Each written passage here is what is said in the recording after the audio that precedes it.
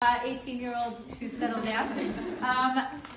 So before we begin, and I share with you what it is that I came here to share, I wanted to first begin by thanking the Weinberg family for opening their homes to us. I'd like you to know that most schools, are we muted over there? Oh, thank you. I just turn the volume down, you know. Thank you, Rachel. Most schools, when they make events here in the U.S., they usually opt to do it in restaurants or in, public, kind of like communal spaces.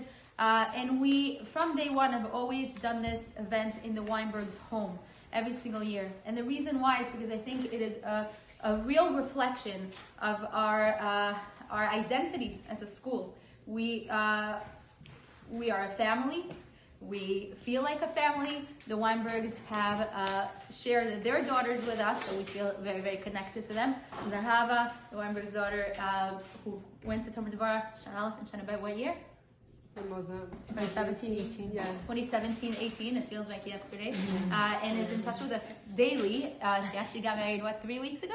3 weeks ago. 3 weeks ago, she got married. Rabbi Fix surprised her for a wedding and was Zoches. He had the privilege of getting a bracha under her chuppah, and Zahava was there on the Zoom, and I saw you go. When they announced him to come up to give the bracha, so that was a beautiful moment. Zahava's sister, her older sister, Mrs. Pearl, is actually a teacher in Talmud Devorah, and the Weinbergs have been opening their homes to us for this event, as well as others, for how many years now? 3-4 years, at least. At least, not more. Since our year. Our Shana was the first year we did it here. Oh wow. Okay. This event specifically is extra special. I hope Mrs. Weinberg could hear me. Is she back there? No? Her amazing hospitality is surpassed only by her humility. So she's not here to get the compliments. But Mrs. Weinberg had a 48-hour notice to put together that beautiful spread that you saw. And she quite literally dropped everything and said, I love Talmud Devorah. This is, my biggest pleasure. And as she does constantly, exceeded our wildest expectations. So really thank you, Mrs. Weinberg, wherever you are. Another reason why this event in particular is so special is because not only did Mrs. Weinberg have such short notice, but the rest of us also did as well. The truth is that I personally feel that this event was orchestrated directly from Hashem. I came here 3 weeks ago for 5 days to interview. I actually interviewed some of you personally. I went to LA, I went to New York, and then I was meant to go back to Eretz Yisrael. And when I arrived, the country shut down its borders for the first time in history, quite literally in history, and did not allow its own citizens to return, all because Hashem wanted this event to take place.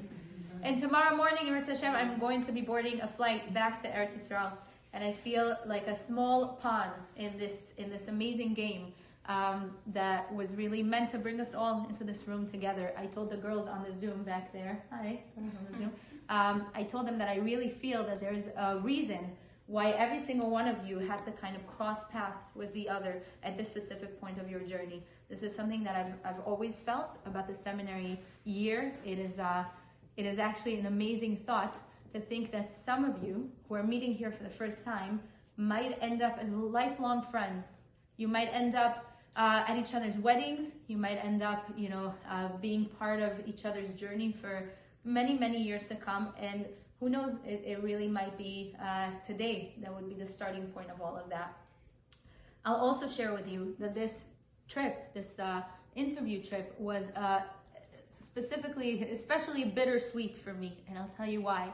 This year, of all years, we have received an overwhelming amount of applications, more than ever before in 16 years of applications to the school. And why is that bittersweet?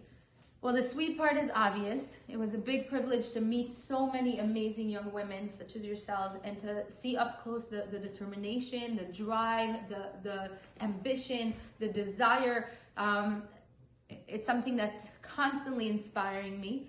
And at the same time, a little bitter, because knowing that there's a limit to the capacity that Talmud Devorah is able to hold, quite literally, physically, there's a limit to the capacity. There's only so many beds.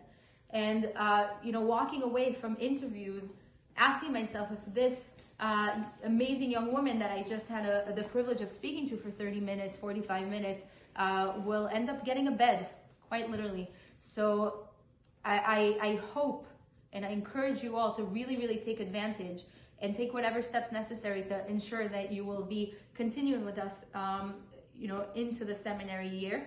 And I really, really hope to see you all next year in Eretz Yisrael.